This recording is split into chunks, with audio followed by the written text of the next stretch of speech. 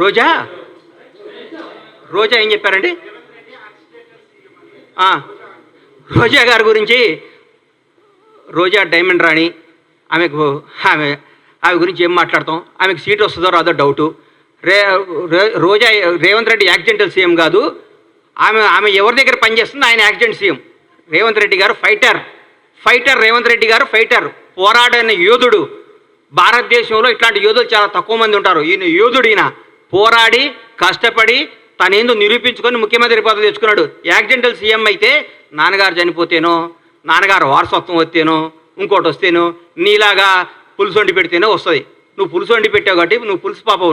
నువ్వు వదిలేయి. నువ్వు రేపో మాపో మాజీ అవుతావు.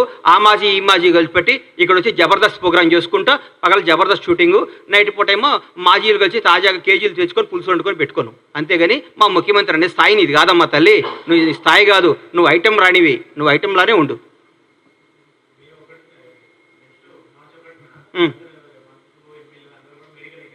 ఎందుకు? మేము పగలగొట్టిన మేడిగడ్డ ఎట్లా చూసుకోవడానిక?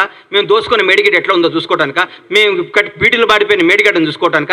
అన్యాయం చేసిన కాళేశ్వరం చూసుకోవడానిక? అక్రమాలు చేసిన కాళేశ్వరంలో ఏమేమి తప్పులు ఎట్లా వస్తాయో దీనికి ఎట్లా ఆన్సర్ ఇవ్వాలని వాళ్ళ ఎమ్మెల్యేలని వాళ్ళందరినీ తీసుకొని చూపించడానిక? పగిలిపోయింది కదా, పగిలిపోయిందా? మేము పగలగొట్టామా? మా ముఖ్యమంత్రి గారు, మా ఎమ్మెల్యేలు, మా మంత్రులపై పగలగొట్టి మేము చూపించామా? మీరు కొట్టిన దాంట్లో పగిలిపోయింది, తప్పు ఒప్పుకోండి, దీన్ని బాగు చేయండి రా మా ప్రభుని ముఖ్యమంత్రి గారిని కోరుకోండి. దాన్ని ఎట్లా రిపేర్ చేయాలో, దాన్ని ఎట్లా ఓవర్కమ్ కావాలో, దాని ప్రజలకు ఎట్లా న్యాయం చేయాలో ఆలోచిస్తున్నాం. కానీ మీరు మేడిగడ్డ చూస్తేంది? పగిలిన మేడిగడ్డ అతుక్కుంటుందా? ఎట్లా? ఎందుకు? చూడండి, తప్పేముంది? మొన్నే రమ్మన్నారుగా ముఖ్యమంత్రి గారు మిమ్మల్ని అందరినీ ప్రతి ఒక్కరిని ఆహ్వానించారు కదా. ఆ రోజు తప్పించుకొని ఈ రోజు వస్తా అంటే మీరు ఎప్పుడైనా రండి. ఎవరిని? సీఎం గారు రాష్ట్రానికి ముఖ్యమంత్రి. బీఆర్ఎస్ పార్టీలో ఆయన ఎంప్లాయ్ కాదు. బీఆర్ఎస్ వాళ్ళు ఈయన చెప్పినప్పుడు వాళ్ళు రావాలి.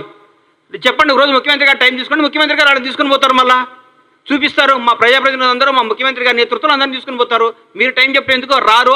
మార్చి 1వ తారీఖు పని ఉందని చెప్పడం కాదు కదా. ఒకరోజు టైం పెట్టుకోండి. ముఖ్యమంత్రి గారిని రండి, సార్ మేమేం తప్పు చేసాం చూపించమనండి. ఆయన పక్కాగా తీసుకుపోయి మీ అన్ని సమస్యలు చూపిస్తాడు మీకు ఆయన. థ్యాంక్ యూ అన్న. నమస్తే అన్నా. ఒకటి గుర్తుపెట్టుకున్నా, ఒంట్లో ఒక ఏలుకు షుగర్ వస్తే కాలు తీసేయరు, ఆ ఏలు తీసేస్తారు. ప్రాజెక్ట్ ఏం కూలగొట్టాలని చూడలేదు, దాన్ని రిపేర్ చేస్తే ఆ ఏలు తీసేస్తే పెరగకుండా చూస్తున్నారు. ఆ 3 పిల్లలతో బాగవుతుందని, 3 పిల్లలు బాగు చేస్తే బాగవుతున్నాను రాసిమనండి. రేపొద్దున పెద్ద విపత్తు వస్తే కూడా మాదే బాధ్యతను రాసిమనండి. ఒకవేళ పొరపాటు మేడిగడ్డ పగిలిపోతే, మేడిగడ్డ పడిపోయి కొట్టుకోపోతే బీఆర్ఎస్ ప్రభుత్వం బాధ్యతను రాసిమని చెప్పండి. వాళ్ళు చెప్పినట్టు చేస్తారు. రేపొద్దున లక్షల కోట్ల జనం, వేల మంది ప్రాణాలు, కొన్ని కోట్ల ఆస్తులు రెస్పాన్సిబిలిటీ ఎవరు? రాజ్యాంగం. ఎవరు రెస్పాన్సిబిలిటీ? ప్రభుత్వ రెస్పాన్సిబిలిటీ. ఏది మంచో ఏది న్యాయమో అది చూస్తారు. మొత్తం పగిలిపోతే పనికి రానప్పుడు తీసేక ఏం చేస్తాం సార్? పనికి రానప్పుడు తీసేక ఏం చేస్తారు? పనికి వస్తే పడగొట్టడానికి పిచ్చోళ్ళు ఇల్లు. పడికి వస్తే ఇంతమందికి ఉపయోగపడేది ఉంటే ఎందుకు పడగొడతారు దాన్ని? మీరు తప్పు చేస్తున్నారు. మీరు 3 పిల్లర్లు వస్తే, మనిషిలో 3 పిల్లర్లు వస్తే దాన్ని రేపు 3 పిల్లలు 30 పిల్లర్లు కాకుండా దీన్ని అరికట్టాలి. లేకుంటే 3 పిల్లలు రిపేర్ అయితే కథ ఉందంటే బాగొద్దు వాళ్ళు రాసిమనంటే.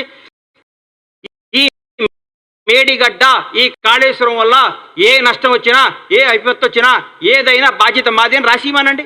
దాని ప్రకారం పోదాం. రేపైనా పొరపాటు జరగడం జరిగితే కొన్ని వేల ప్రాణాలు, లక్షల ప్రాణాలు పోతాయి, కొన్ని కోట్ల ఆస్తులు అన్యాయం అయిపోతాయి. ఎవరు దానికి రెస్పాన్సిబిలిటీ? నువ్వా కేటీఆర్ రెస్పాన్సిబిలిటీ?